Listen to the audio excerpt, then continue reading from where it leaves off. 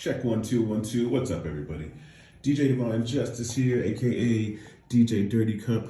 Want to talk to you today about my MIDI fighter setup, and I realized while I was getting ready to make another video that I had deleted one of my synths. So that meant that 2 was controlling 1, and that's not what we want. We want 1 to be doing all the things, because these cool knobs are set up to be mutes for the track, but also these knobs scroll through that chain list, which is 4 different synths. And then I also have that knob map so that when you go to another channel and another synth, it actually changes your focus so you can see what you're working on.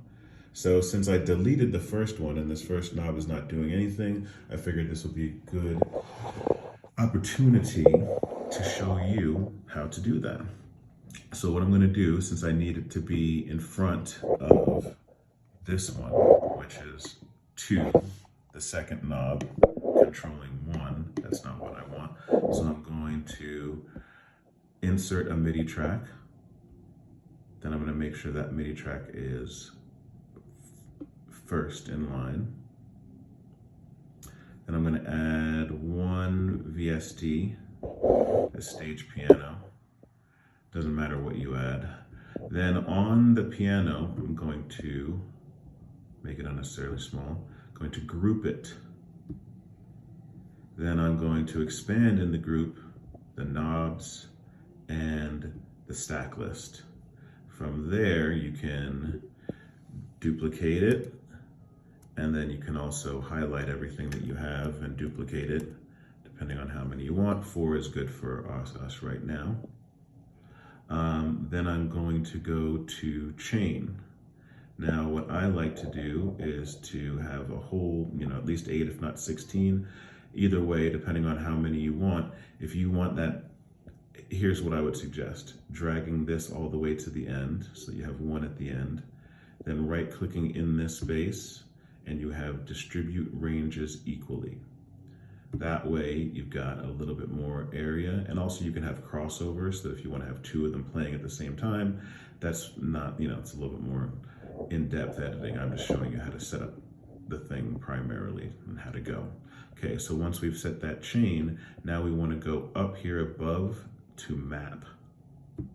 And we're going to be mapping this area. So we're going to click on that, then you can see it's highlighted. There'll be little brackets around it. It's this area.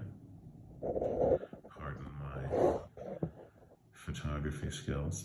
So once that is, again, selecting map and then selecting this area, you come over to the first knob and click map.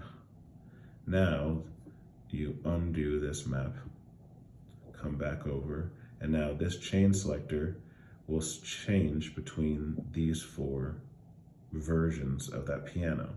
You're also going to want to press this button, which is a follow, so that as you're going through this knob, you can see now it's changing in the device chain, in the device list right here. Now the next thing that we're going to do is we're going to go into MIDI map mode, which is either Command M, or you can hit this MIDI button up here, and we're going to MIDI map this knob to this first knob.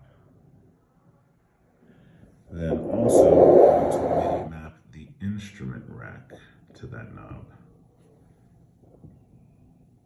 And then when we do it, we're going to change this type of MIDI to relative.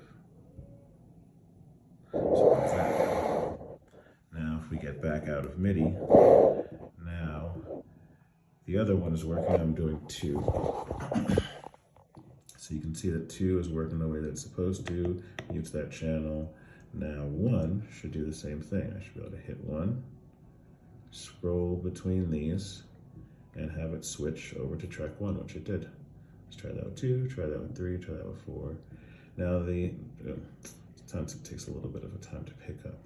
Do that with 2, back to 1, over to 3.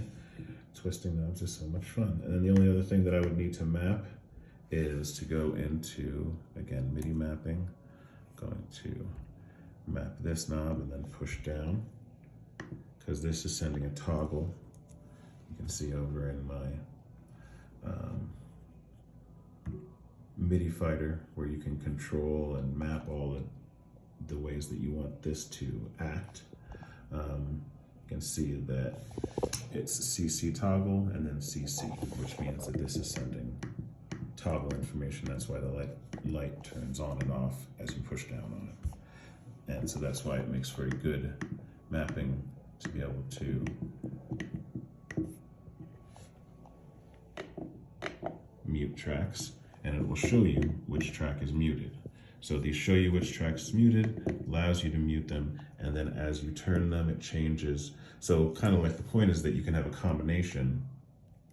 You can have a combination of noises, and you can then decide what volume you want them to be, how many of them you want there to be, how they interact with each other.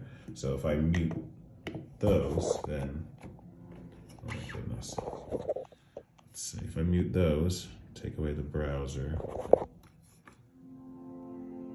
you can see only that one sound is playing. But then if I mute these and bring these in, then it's those. And you know, from further then, if you have something that can control, say over here, I can control the volumes. So I can make sure that the volumes are doing exactly what I want them to do. And therefore I can pick out and make specific songs or specific sounds that are unique to me because I'm picking the specific ones. I'm choosing which ones are muted, I'm choosing their volume, and then you get to have your own kind of sounds. So hopefully this has made sense. Go back and watch it again. DJ Divine Justice signing off. Peace.